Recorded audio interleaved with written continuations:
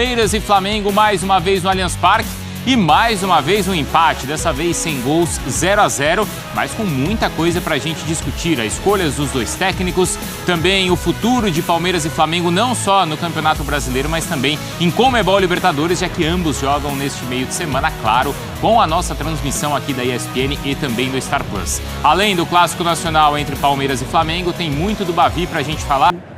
Que nós acompanhamos, porque às vezes Murilo aí. Talvez as grandes oportunidades, né? O segundo tempo melhora um pouquinho, mas essa foi a melhor oportunidade do Palmeiras na primeira etapa, com muita dificuldade de criação, Veiga muito apagado. O jogo não foi dos melhores, não, Victor. Mais um lance do Palmeiras agora pelo lado direito. O Mike faz a jogada e o Flaco Lopes acaba cabeceando por cima do gol. Agora tem o Hendrick, então, roubando a bola e finalizando, mas ela vai fraca para fora, Pedro Ivo. Finalização para fora. Boa noite para você, Bruno e Natália, fã do esporte com a gente. Finalização para fora, roubada de bola, jogada individual. Muito do que a gente viu. Não foi exatamente um jogo de construção. Quando a Ferrão fala do jogo ruim, acho que tem muito disso, né? Era uma expectativa, uma semana inteira pensando o que a gente sentaria agora aqui para comentar o que a gente viu, né, Bruno? Talvez a gente comente muito do que a gente não viu. Não viu. Acho que vai se falar muito de desempenho, de encaixe defensivo, de atuação de linha de defesa do Flamengo, de como o Palmeiras conseguiu travar o Flamengo também em muitos momentos. E vai se falar pouco dos que os times poderiam criar e não criaram, né? A verdade foi essa. Acho que a gente pode cobrar um pouquinho mais, porque quando a gente senta para ver um Flamengo e um Palmeiras, a gente quer ver mais do que exatamente times ali com aquele receio de sair com a derrota. Tem muito de garantir um ponto e, se der, buscar 3. Acho que essa foi a tônica. Então acabou que deixa um pouquinho a desejar, porque pelo que esses times podem fazer, pelo que a gente já viu esses times fazendo. A gente fala em Arrascaeta chutando agora, Hendrick finalizando na outra bola que a gente viu, Bruno Henrique, De La Cruz, sabe? Você tem o Rony entrando pelo outro lado, Flaco tinha um bom início de temporada, então a gente espera ver muito mais. Mas tem coisa interessante a falar de encaixe, de sistema, de como se tirou o adversário do jogo também. Aí o Aníbal, não é, lançando também a bola, ela sobra ali pro Hendrick, a gente vai ver a finalização para fora. No segundo tempo, algumas mudanças ofensivas. O Gerson, o De La Cruz e o Pedro entram no time do Flamengo. Aí tem o De La Cruz batendo e batendo por cima. Do lado do Palmeiras, o Estevão entra, o Rony entra, também o Lázaro. Um segundo tempo que foi mais movimentado. Aí a bola levantada na área. O Palmeiras chega a balançar a rede, mas estava impedido, Natália? Estava impedido, né? A projeção ali do corpo, acho que não tem nem muito o que questionar. O jogo passa muito por essas bolas paradas no Palmeiras, tentativa de escanteio, e só. Muito pouco, né? Aquela foi a última grande chance, então, do jogo, né? Com o Aníbal marcando, mas... Os destaques, Aníbal e Eric Pulgar. Acho que são os destaques, Bruno Henrique, obviamente, mas pensando no que o Pedro Ivo trouxe pra gente, dessa questão de... A gente tem que analisar também por que os times não conseguiram jogar. A gente tem que falar desses dois jogadores que no meio de campo tomaram conta. Porque se a gente está falando de um 0-0 e a Natália destacando dois volantes como os melhores do jogo, o placar talvez reflita, então, o que esses dois meio-campistas fizeram, Mauro Naves. Boa noite. Boa noite a todos, ao fã de esportes que está conosco. Eu acho que assim, o Bruno Henrique até deve ter ganho a eleição do melhor do jogo, né? Foi bem, fez um bom jogo, sim. Fez um bom jogo. Acho que os dois zagueiros do Flamengo também. Porque pouca gente tentou jogar. Pouca gente tentou jogar. O Bruno tentou jogar desde o início, então isso já o difere dos demais. Talvez o Hendrick, mas acho que o Hendrick muito com bola e pegando, e marcando, e chegando, porque exatamente sem bola. Não é só tentar, né, Pedro? É conseguir jogar, né? O Arrascaeta talvez quisesse e não conseguiu. Agora, para a expectativa toda que a gente criou, ver o número de finalizações é desanimador para um jogo como esse, né? Um clássico, talvez o jogo da rodada. Claro, tivemos outros, Bavi, etc. Mas desse jogo aí se esperava muito. E tivemos 4 finalizações. 3 no gol. Uma só do Palmeiras, deve ser o recorde na era Abel, de conseguir chutar só a bola. Uma bola só. Foi aquela cabeçada do Flaco no começo do segundo tempo ali, que o Rossi defende sem muitos problemas, Sem muitos problemas, sem nada. Porque a outra do Murilo que foi perigosa foi pra fora, chute do Gabriel Menino pra fora. Tudo pra fora. Agora, do Flamengo só teve uma também no primeiro tempo e 2 no segundo. Então, assim, é muito pouco, só 4 para a qualidade desses dois times. Agora, vem muito da dificuldade também de conseguir jogar. Não sei se é para lembrar a frase do Luxemburgo, mas me pareceu um pouco. Eu acho que tem uma questão também de por que a gente não teve esse jogo tão brilhante quanto a gente poderia esperar dos dois principais clubes do Brasil hoje. Por quê, Pedro? A ideia do Abel era não deixar o Flamengo jogar no primeiro tempo. e a escalação do Tite tirava o que o Flamengo tinha de melhor para jogar. Porque você fica sem Pedro no primeiro tempo com o Carlinhos, complica. Você não tem o De La Cruz para dar um dinamismo, facilita para o Palmeiras marcar, porque é só... Como é que foi a tônica do primeiro tempo? Bola do Flamengo, Arrascaeta, falta no Arrascaeta. Bola do Flamengo, Bruno Henrique, falta no Bruno Henrique. Então, sim, o Palmeiras picotava esse jogo, e se é estratégia ou não, o Abel pode falar, eu não acho que seja proibido, mas é uma estratégia dele de picotar o jogo, tirar a velocidade, tirar o jogo do Flamengo. Então, o pouco que o Flamengo tinha, que era Bruno e Arrascaeta, o Palmeiras chegando muito, travando muito. E quando você tem um Carlinhos... Mas do outro lado tinha isso também? Quando o Endrick pegava a bola, o Flamengo picotava ou não? Eu acho que tinha muito mais do outro lado. Do lado do palmeirense. E uma coisa também que explica que não é só falta, pra gente não ficar só no debate de falta, que eu acho que vai ser muito falado. Foram 37 faltas no jogo, 14 faltas cometidas pelo Palmeiras só no primeiro tempo, mas eu acho que tem uma situação também de ordem tática. O Flamengo tem dificuldade para sair jogando quando pressionado, então você acaba tendo bem e você acaba tendo menos a bola chega com menos qualidade. O que você faz? Chicão, bola para frente, bico para frente, bola longa. O Carlinhos não é o Pedro, não é o cara que vai prender essa bola, esperar alguém passar, não é o cara que quando a bola está um pouco mais travada, só tem o Arrascaeta no meio, ele não vai sair para dar jogo no meio de campo. Por 2 ou 3 vezes, a gente foi aquela sensação, a gente até comentava, né? O jogo está melhor para o Flamengo no segundo tempo. Por 2 ou 3 vezes, assim que o Pedro entra, ele já arrasta o Murilo lá no meio de campo. Então ele arrasta o Murilo, abre um clarão. Por ali entra o Arrascaeta, depois entra o Gerson, depois entra o De La Cruz. Então, essa característica do Pedro também, sem bola, ou de ir buscar essa bola no meio de campo e dar a opção de jogo, muda a dinâmica do segundo tempo. Não tinha isso no primeiro tempo. Então, você ter o Carlinhos te gera menos jogo, você não ter o De La Cruz, a tua dinâmica de meio de campo fica comprometida, só o Arrascaeta muito bem marcado pelo Palmeiras. E quando o Palmeiras trava a saída de bola, e não é só o Palmeiras, quando qualquer time vem travando a saída de bola do Flamengo, o Flamengo tem problema para sair jogando, Bruno.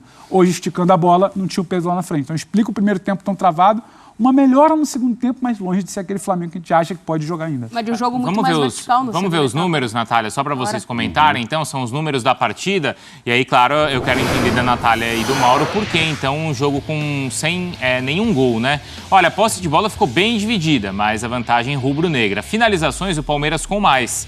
As certas, aquele número que o Mauro Naves trouxe pra gente. Só uma do Palmeiras, aquela do Flaco. Também sem perigo algum, né, Mauro? Sim, sim. E 3 do Flamengo, sendo uma no primeiro tempo e 2 no segundo, quando o Flamengo dá aquela impressão de melhorar. E melhora mesmo, né? Se você trocar Carlinhos por Pedro, você já sente uma melhora. E no final ainda tendo o De La Cruz, mas aí, ó. Grandes chances, 1-0, cruzamentos 3-0. Mais, né?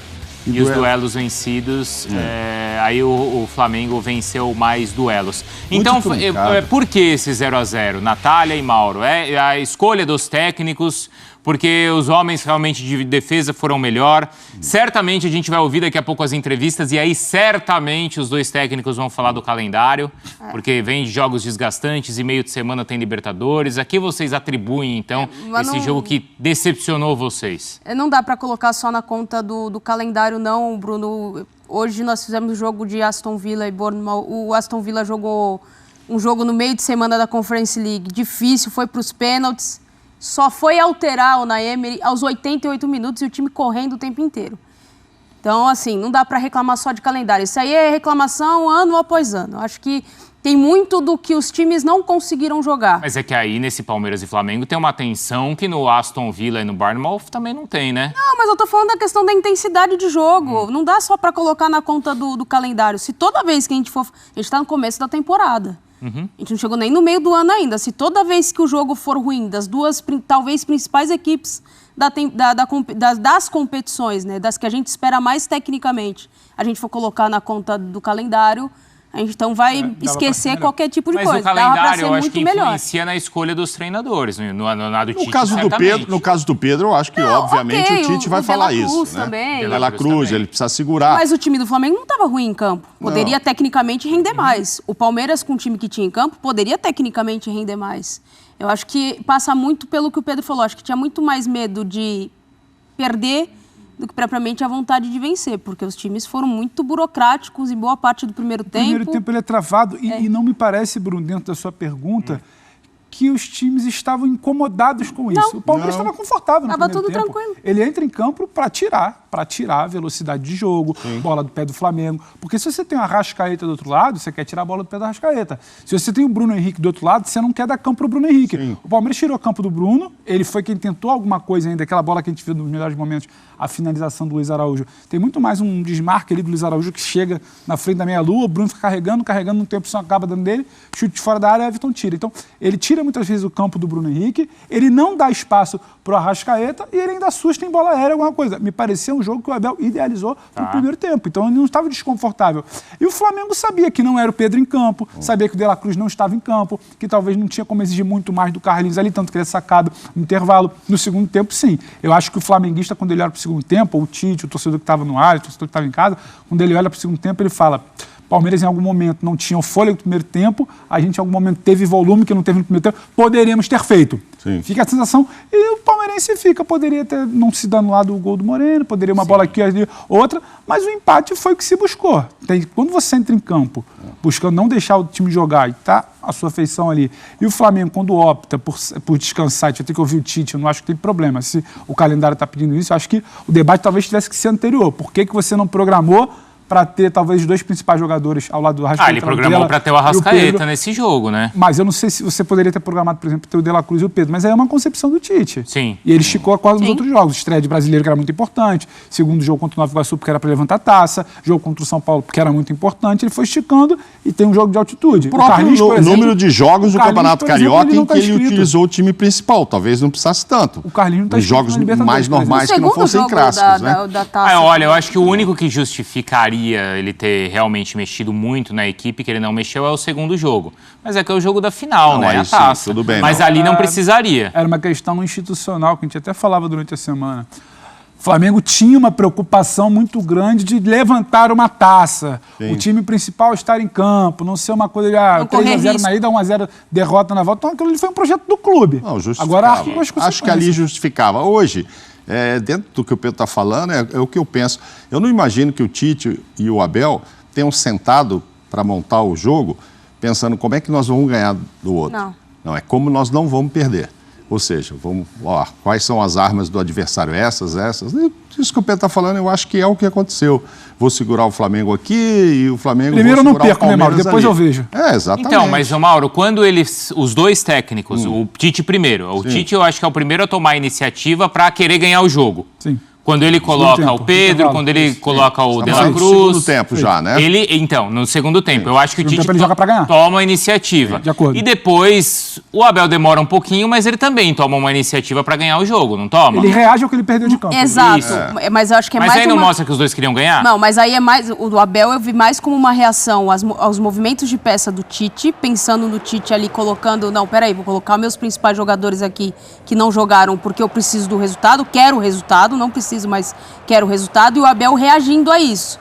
E para mim o Abel mexeu mal. O Gustavo Gomes fez uma partida horrorosa. Perdeu todas as divididas com o Bruno Henrique. Não vem bem. E aí, ao invés dele deixar o Mike, que estava jogando bem e sendo a cara aguda ali pelo corredor pelo lado direito, tinha acertado uns 2 cruzamentos, ele saca o Mike e entra com o Marcos Rocha para frear a movimentação do Bruno Henrique. Era só isso que dava para fazer? Acho que dava para pensar numa outra situação. O Estevão é novo, mas é menino, é para ir para cima, é para ter a ousadia ali, segurar um pouco também, frear um pouco as descidas do Flamengo, porque chegou um tempo no segundo tempo que o Flamengo estava muito intenso ali na velocidade. Ele percebeu que o meio de campo não seria a vez de fazer, porque estava muito congestionado, um jogo muito truncado pelo meio de campo, começa a abrir o lado de campo e acelerar mais o jogo. Aí a reação do Abel, acho que demorou e não foi talvez a melhor opção. Eu acho que o Tite no segundo tempo percebeu que dava para ganhar. Ele começou primeiro, vou tentar não perder. Aí diante do que aconteceu no primeiro tempo, aí ele mexe para falar, acho que dá para ganhar aqui dentro, vou para cima. Vou colocar o que eu tenho de melhor aqui, que eu poupei, já poupei um bom tempo. Um foi o tempo todo, que foi o Pedro, né? O outro foi um pouco menos, né? O De La Cruz já entra com um pouco... Inclusive, essa falta aí era uma grande expectativa. Essa falta me chama a atenção no seguinte detalhe. Você vê que 3 jogadores do Flamengo ficaram ali, esperando para bater. Arrascaeta, De La Cruz e o Léo Pereira. E normalmente era uma falta que, em tempos normais, bateria o Arrascaeta. É o cara que, né? Mas agora, depois do golaço que fez o De La Cruz, com a chegada dele no time, do jeito que ele tem jogado, o próprio Arrascaeta entende que, de repente, vão deixar isso pro De La Cruz. Ele entrou aos 31, Mauro, o De La Cruz, no segundo tempo. Então, pois é. Então ele jogou pouco tempo. Jogou menos do que o Bem Pedro. menos do que o Pedro, que entra no intervalo. Botar o Gabriel Menino ali, vai mudar o quê no Palmeiras? Não. Pra ganhar Ele o jogo, só começa sabe? a mudar depois com o Estevão e Lázaro. Antes ele coloca o Rony, Isso. certo? No lugar do Flaco. Isso, no intervalo. Tá, agora eu quero fazer uma provocação a vocês. Você não é disso? Você não é provocante. Mas hoje eu tô provocativo. Caramba, Hoje eu tô provocador. Hoje. Não, porque eu tô pensando o seguinte aqui. Se a gente for falar de dois dos melhores treinadores do futebol brasileiro, dos melhores elencos, a gente nem vai discutir. A gente vai falar de Tite e Abel e falaremos de Palmeiras e Flamengo. Sim. Se a gente levar isso para o universo europeu, a gente vai falar de Guardiola e Ancelotti, ou a gente vai falar de Guardiola e Klopp. E, recentemente, a gente viu esses confrontos e foram todos confrontos mágicos, com gols e muitos gols. E se quiser descer um pouquinho a prateleira e falar de Bayern e Arsenal, é a mesma coisa. Ou de West Ham e Leverkusen, é a mesma coisa. O melhor que a gente tem é isso que a gente viu hoje? Você acha o Ancelotti primeira prateleira? Acho. Como o Real Madrid jogou no mata-mata? Mas, tudo bem, mas foram quantos gols? Então, mas hoje, por exemplo, se o Bruno... Eu acho que o Bruno tentou jogo. tudo é estratégia. O Bruno Henrique, por exemplo, para mim, tentou jogo. Foi quem mais tentou jogo, fica na prateleira de destaque de um jogo, para mim, que foi muito abaixo. Mas foi um cara que finalizou mal. Decidiu mal. Escolheu errado algumas bolas. Então, assim, tivesse entrado uma bola do Bruno, ou tivesse entrado uma finalização do Endrick, por exemplo, eu acho que teve muito hoje de individualidade também.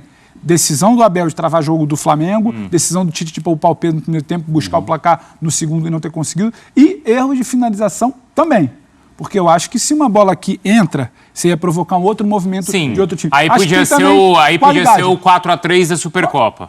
Não sei se ia ser o 4-3, mas ia ficar uma coisa mais franca do que foi aquele primeiro tempo. Então, para mim, teve também problema de finalização. Então tem é uma bola questão do Endrick, pra de você... frente pro gol, se eu não me engano, que ele chuta... Não é aquela finalização que a gente espera do Endrick. Claro. Um exímio finalizador, Do próprio Gabriel Menino da também, idade. né? Então, assim, eu acho que teve a ver também com preocupar primeiro em não perder para depois tentar pensar como poderia ganhar ao longo do jogo, e teve também, para mim, erro tarde, pouquíssimo inspirada de jogadores de mais qualidade. A Arrascaeta está muito travado. Toda a bola do Palmeiras chegava na Arrascaeta, chegava no Bruno. Mas em algum momento você está sempre com a sensação que ele pode tirar um coelho da cartola. Uma finalização. Essa bola não entrou, a bola do De La Cruz não entrou, o Pedro esteve em campo, a bola não chegou para que entrasse. Então, para mim também teve erro técnico individual de quem deveria fazer esse papel aí dos muitos gols que você fala. Dentro da sua provocação, você quer dizer que se o inglês for assistir esse jogo, ele que está acostumado a ver o que vê por lá, e falarem para ele, olha, são os dois melhores lá da América do Sul. Sim. Se bem que tivemos mim um são, Boca tá? e River hoje muito bom, hein? Verdade. Espetacular. Mas Não, que normalmente mas o Boca pra mim tá... são as duas melhores equipes mesmo. O Boca tá em baixa e tal, então, mas assim... De mais investimento. Mas o jogo em si foi muito bom também de Boca e River e tal, mas em geral, assim, os dois melhores lá da América do Sul fizeram esse jogo aí.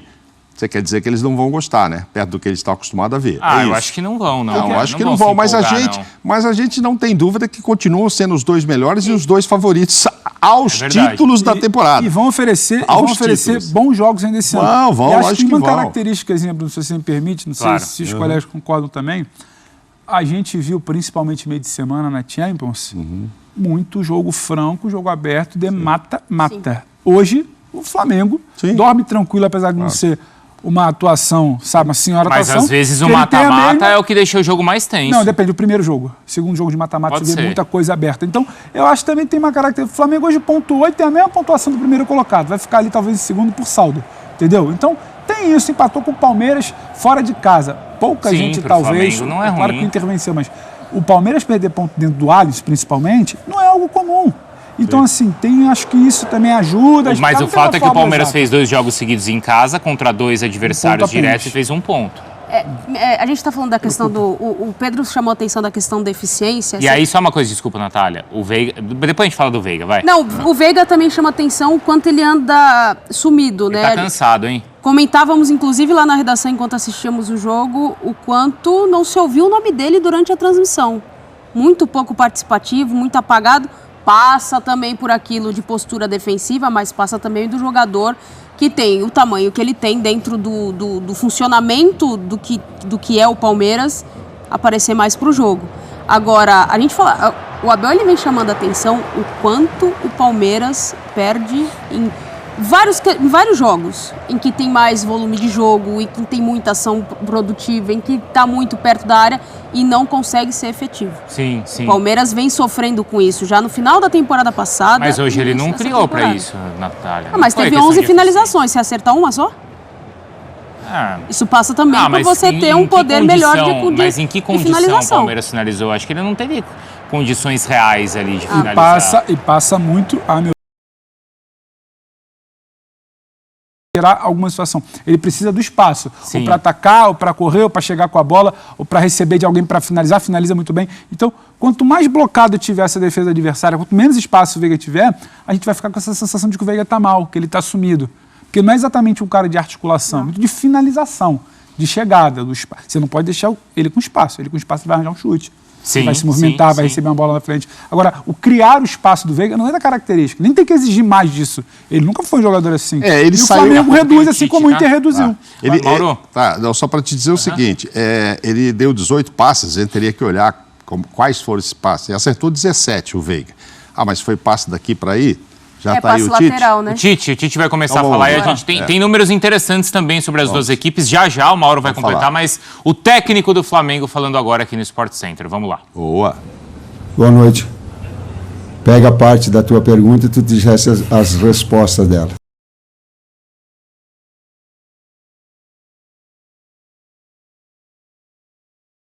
Proporciona velocidade, uma hora acrescenta isso. A arbitragem também num nível melhor. Não é só porque eu tomei cartão amarelo.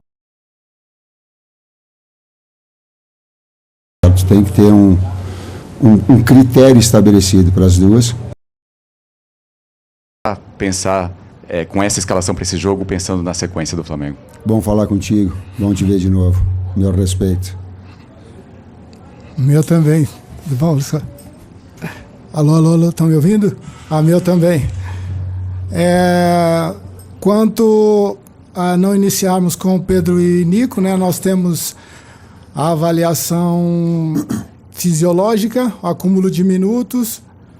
Então, seguindo essas recomendações, né, do Departamento de Saúde e esse calendário árduo também, a gente iniciamos com outros atletas que, no nosso entendimento, também poderiam responder bem.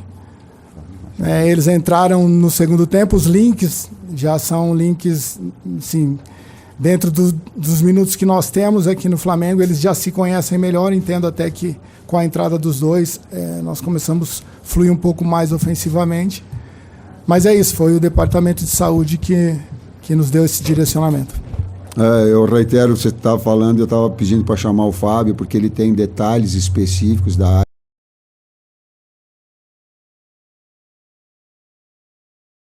O técnico é competir todos os atletas e colocar. Mas tem alguns atletas que têm 6, 7 jogos seguindo. Aí eles vão e relatam que estão com sentido uma hora. Aí o departamento médico diz, poxa, a nossa posição é de cuidados, né, que foram especificamente hoje tinha Pedro, Nico, Ayrton, o Eric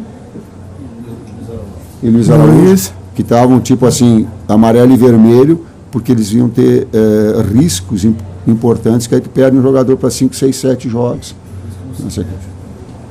Com o sintético também, que tem uma característica diferente.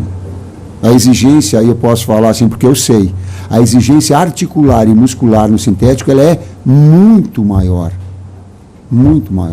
também. Próximo aqui. Tite César, aqui, à direita de vocês. Boa noite, Guilherme Xavier, da Trivela. Tite, na primeira coletiva que você deu no Campeonato Brasileiro, contra o Atlético Goianiense, você falou que seriam 38 finais. São 38 jogos, 38 finais. Diante de todas as circunstâncias que o jogo de hoje apresentou, entre desgaste, entre gramado, você acha que o Flamengo ter saído daqui com um ponto foi um bom resultado? Resultado justo, um jogo equilibrado. Boa noite, Tite. Léo José, do Coluna do Fla. Nesse segundo tempo, você colocou uma parte do jogo, você colocou o De La Cruz e o Gerson juntos. E uma das dúvidas que a gente tinha era justamente como que fica a disposição dos dois em campo, sendo que um pode fazer a posição do outro. Eu queria entender de vocês, tanto para o César também, como que vocês agora, depois de conhecer o De La Cruz durante 3 meses de trabalho, como que fica essa disputa por posição pelo lado direito do campo? A presença do Gerson por ali faz com que o De La Cruz seja de fato um segundo volante junto com o Pulgar? Nesse jogo específico foi o inverso, né? O Gerson entrou por dentro e o De La Cruz com a flutuação, algo que ele já fez na seleção uruguaia. Porém, são jogadores que podem ser utilizados em mais de uma função, né? A gente tem esse entendimento do jogo e respeita muito isso para ver o que o jogo pede e a gente tentar sempre estar tendo recursos, né? Para que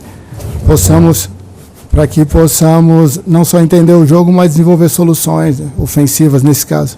Não estou te pressionando, só estou trazendo o Fábio porque ele está trazendo uma resposta que vocês merecem, o torcedor merece, em termos físicos, abalizada, científicos. Fábio, por favor, fale dos atletas. Fica aqui, Tite. Vamos lá, só para iniciar, gente, como informação, a gente precisa entender que o futebol está cada vez mais intenso, está cada vez mais rápido, está cada vez mais veloz. Você freia muito mais e muda a direção muito mais vezes. Tem um artigo publicado em 2015, se eu não me engano, ou 2016, que acompanhou 7 temporadas consecutivas da Premier League. 2006 a 2007 até 2012 e 2013, se eu não me engano também. Foram acompanhados mais de 1.000 jogadores. Resultado... a minutagem de jogo, né? Então todos os dados são compilados e nós nos reunimos para tomar a melhor decisão. O objetivo, vejam bem, não é prevenção de lesão, esqueçam disso, porque vai machucar. Todos os times machucam. A Europa toda machuca, a América do Sul toda machuca. Futebol é um esporte de excelência. Você leva o atleta ao seu mais alto nível físico. Então, por vezes, como o Cebolinha teve uma lesão miotendine agora do gastrocnêmio. Vai acontecer, principalmente agora que o calendário está congestionado. Nós fizemos o 7º jogo consecutivo. Então, com o calendário congestionado, o número de lesões aumenta consideravelmente. Isso também tem um artigo de 2005 que também mostra um aumento de 5,6 a mais quando o calendário está congestionado em comparação a quando não está congestionado. Então, com todos esses dados, nós nos reunimos e aí tomamos a decisão de tirar atleta A, atleta B ou atleta C. Por quê? Porque a performance dele começa a cair. Não, quem tira sou eu. Tá? Decisão é sempre do treinador. Nós passamos informações a ele e ele toma a decisão, é claro, né? E nós todos estamos juntos para ajudá-lo a tomar a melhor decisão. Não quero dizer que todas as nossas decisões são corretas, mas eu afirmo para vocês que com certeza a grande maioria é. Então o objetivo é melhorar a performance do atleta e recuperá-lo. E nós conseguimos quantificar pelo uso do GPS que as demandas físicas começam a cair. Pelo olho do jogo, que o atleta começa a errar mais tecnicamente no segundo tempo em comparação ao primeiro. Então, não é um fator, é tudo sempre multifatorial. Está explicado? Muito bem, Fábio. Obrigado. Brilhante. Próxima pergunta aqui, professor Tite. Vou fazer agora quem tem dúvida.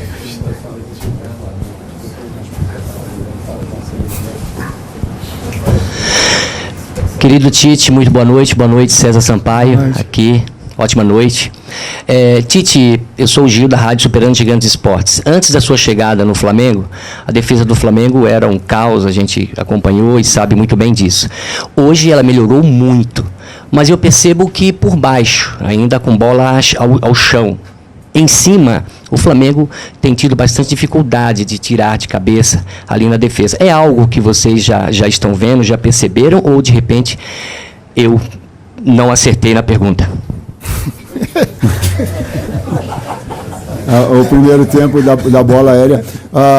São 2 modelos que são vencedores. O Abel, e eu parabenizei ele antes do jogo, e parabenizo o Palmeiras, ter um trabalho tão longevo, tão vitorioso, com os atletas com uma sintonia do modelo e abraçar, é muito difícil no futebol. Estou olhando para a comissão, é muito difícil. Então, falei isso para ele, falei isso para a presidente, em relação a tudo isso, porque para incentivar todos os clubes, a permanência é um pouquinho de corporativismo, sim. Ele é de dar tempo para que os profissionais possam trabalhar, e ele é um exemplo disso. Ele é um exemplo disso. Do nosso modelo, dos últimos 10 trabalhos, talvez o número de gols feitos e de média, só Jorge Jesus teve superior. Aliás, o Jorge Jesus tem que ter uma placa para ele, porque ele fez um trabalho extraordinário e ele é referência. E até é inconcebível o cara tentar chegar nesse estágio, assim como o Abel aqui, enfim, e outros exemplos mais. Então, nós temos e melhoramos no sentido de equilibrado. Bola aérea. Nós sofremos hoje uma bola aérea num cabeceio e ajustamos numa bola parada de cabeceio. As outras todas, parece que teve uma finalização só que foi no gol, e todas as de bola aérea de cobertura, que nós tínhamos tomado o gol de cobertura do lateral do lado oposto em bola de inversão, porque o modelo, ele é, e o próprio dito pelo Abel, ele quer aquela detalhe dos 15 cruzamentos, 15 finalizações, duelos. Roubada de bola, né? Sim, eles não querem que eu fale, mas ele... Mas ele externou de forma pública que tem. Então a gente tem que procurar neutralizar aquelas que são as forças do adversário. E hoje esteve bem. Tite, eu achei que hoje o Abel armou o time do Palmeiras muito forte na defesa. Você acha que isso de alguma forma dificultou a penetração do Flamengo, as armações ofensivas do Flamengo no jogo? Foi o mesmo modelo que ele utilizou contra nós. Sim, no primeiro jogo, né? Lá, né? Colocou com a entrada do Luan.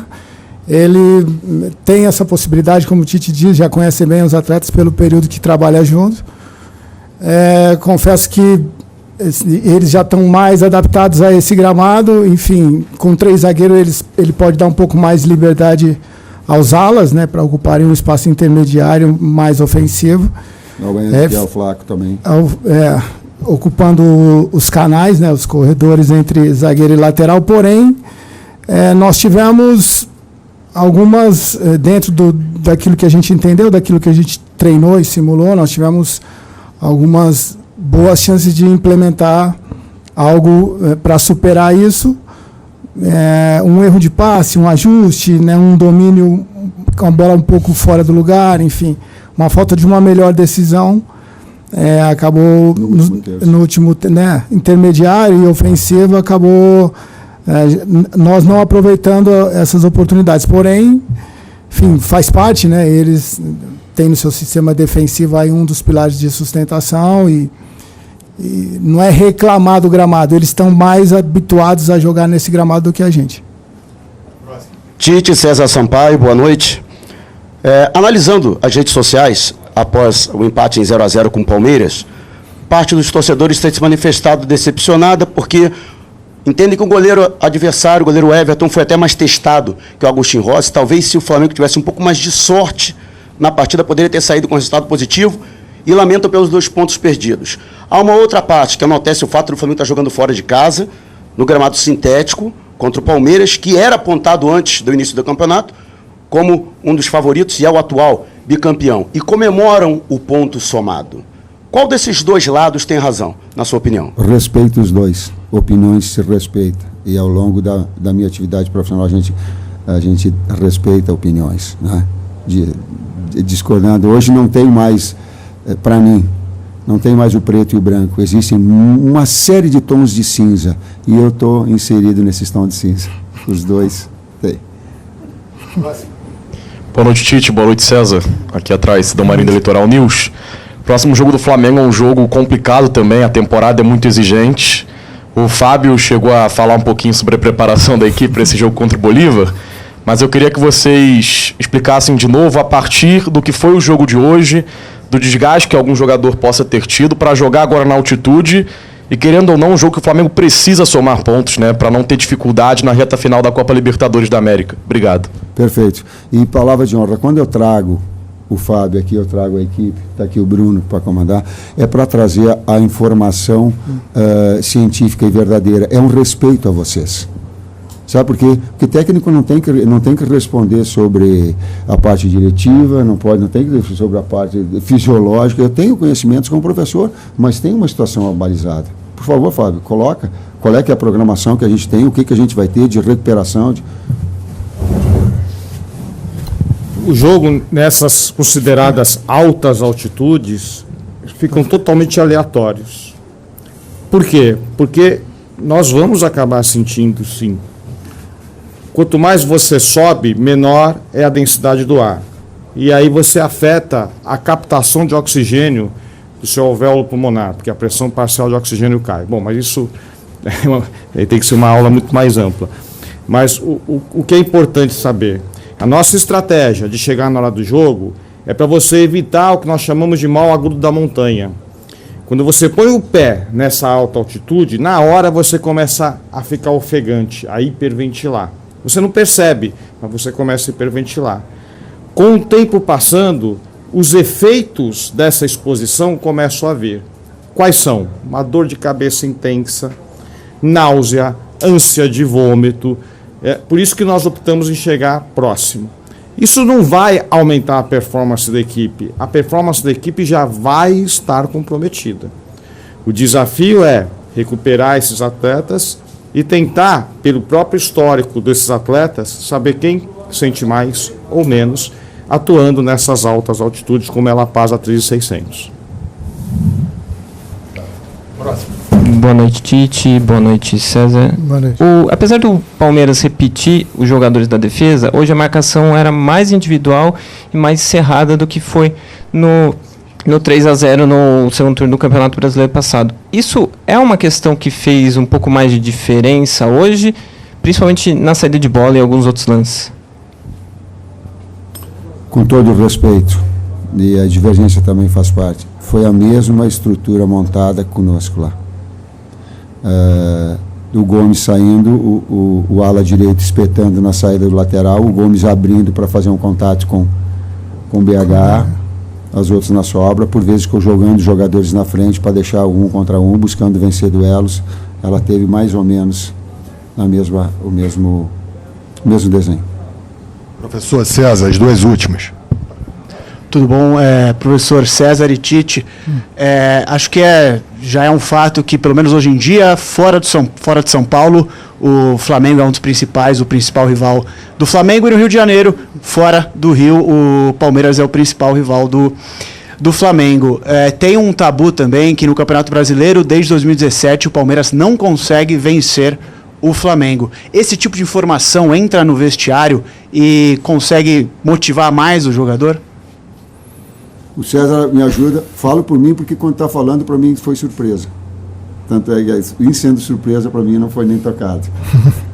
Não, são duas grandes equipes, eu não isolo os dois, né? Assim, mas pelo momento do Palmeiras, né, atual bicampeão brasileiro,